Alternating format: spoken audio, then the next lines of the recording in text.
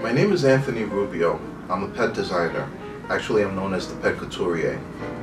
And I am here in Canada. Actually, I'm in fabulous Toronto. It's my first time, so I'm really excited about it, for the Canadian Pet Expo. And we're going to have a great time. Just to tell you a little something about my little muses, Bogie and Kimba.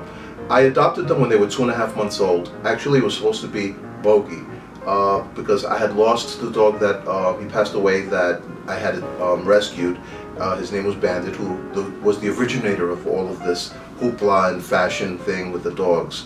And I got a phone call that there was a brand new puppy born about a month before Bandit passed away, and he looked a lot like Bandit, and people were wanting for me to adopt him.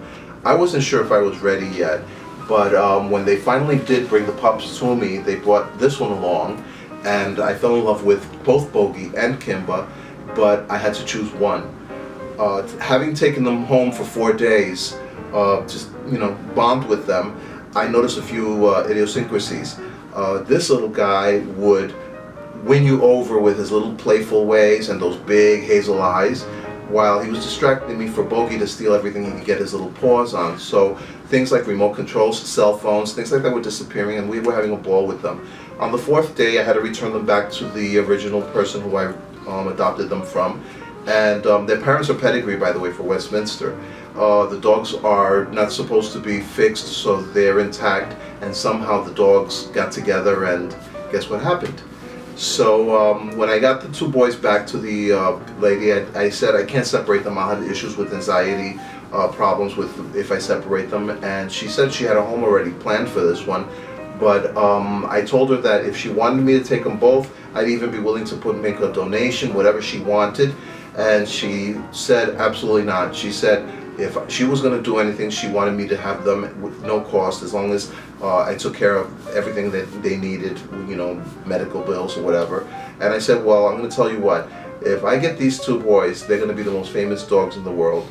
And she said, I don't care. She says, I know the work you do. She says, I know that you have so much love, because she saw what I did with Bandit, that she said she wanted that kind of love for these pups. They celebrate their birthdays in different countries. So they celebrated their 3rd birthday was in Rome.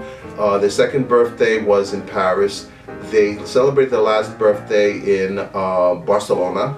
And this coming summer, they're going to celebrate their birthday in Santorini, Greece. They're jet setters. They have a book published with them on the cover and 33 of my designs, which they will be modeling, called Couture Dogs of New York. We already had decided to name Bogie for the obvious reason. He was bogarting everything, cell phones and remote controls. And we decided to name him after Humphrey Bogart. But we had no name for this one. So when she asked me what name should we give him, because she was going to take him home to finish training them with their names and everything, I thought of Kimba the White Lion, a cartoon I used to watch as a kid.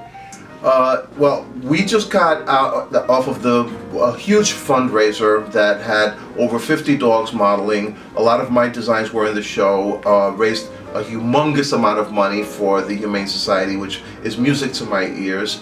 And I'm doing New York Fashion Week again in September. I've been invited back. They keep inviting us. They love the dogs thing. It's like the dogs take the catwalk. So it's fun. And I might incorporate a cat in one of the shows soon. And you never know. I might even put in a monkey, because I have dressed monkeys as well.